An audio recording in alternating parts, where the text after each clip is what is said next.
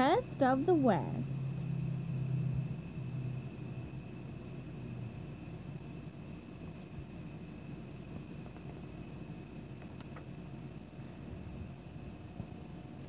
There once was a town named Deadeye Gulch. Nowadays they call it Bikini Bottom. Back in olden times it was a lawless place whose citizens lived in fear of a villain named Deadeye. It was a town that needed a hero. One day a mysterious stranger came to town.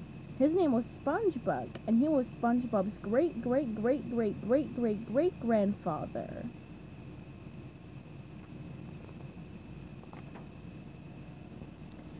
SpongeBuck entered the crusty cantina. "Howdy, y'all," he said. "I'm here about the job." "Great, you're hired," said William Krabs, pinning a gold star to SpongeBuck's shirt. "Hey everyone, meet the new sheriff!" "But I'm here for the fry cook job," SpongeBuck said. "We already gave you the badge, and the law of the West says no take-backs." "What happened to the old sheriff?" SpongeBuck asked. "He went to Boot Hill," Hopalong replied. "Why did he go there?" SpongeBuck asked, his voice shaking. "Because there was no more room on Dead Tree Hill. You see, we've had lots of sheriffs in this town because..." Just then, a frightened voice yelled, "He's coming! He's coming!"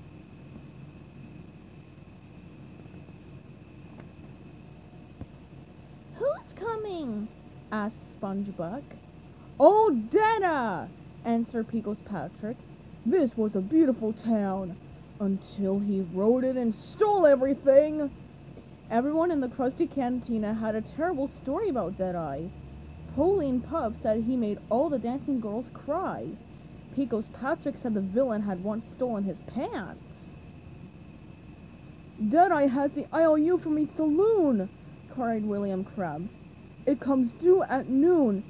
If someone doesn't help us, we'll lose everything we own."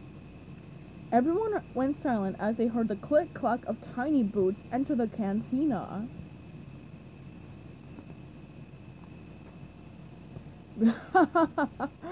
"It's me," said Deadeye Plankton with an evil laugh. "And I'm here to take your money, Krabs." "Wait a second," said SpongeBuck. "That's not your money." "Who are you?" asked Deadeye. "I'm the new sheriff," declared SpongeBuck, pointing to his badge. "Well, I'm a villain, and this town ain't big enough for the two of us. Unless you want to settle this one with an Old West-style showdown. I suggest you vamoose. I'll be back at high noon and take the D to the crusty cantina."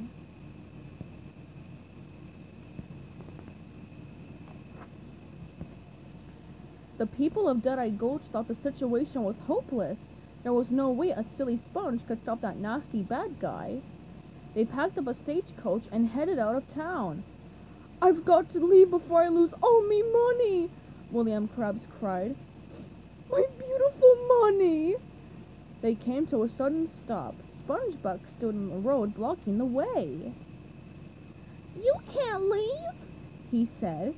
"If I've learned anything in the 20 minutes I've been here, it's that I love this town. And if we all stand together, we can beat that Deadeye."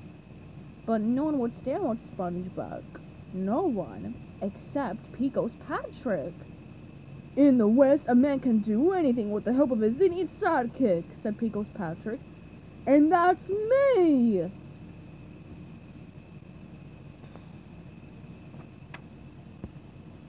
The town clock struck noon. It was time for the showdown.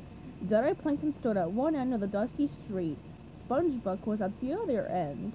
They slowly walked toward each other. The people of Deadeye Gulch took cover and watched the action, fearing the worst. Deadeye smiled cruelly. SpongeBuck was nervous. His hands were sweaty. He took another step, and...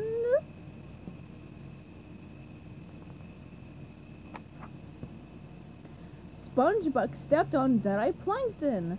The villain was defeated. Everyone in town ran out from their hiding places and cheered. 3 yeehaws for SpongeBuck! That looks like fun, said William Krabs. Let me give him a stomp. The townspeople went to the Krusty Cantina to celebrate. William Krabs charged $1 to step on Deadeye, and everyone lined up. Haven't you people had enough? Deadeye groaned.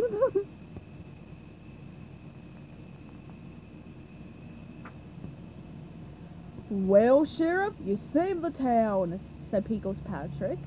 Yup, and more importantly, I learned the value of idiot friendship. The two friends clinked glasses and drank their milks in a single gulp. I was just thinking, said SpongeBuck, if I ever have a great grandson, I hope he's proud of me. I'm sure he will be, said Pickles Patrick.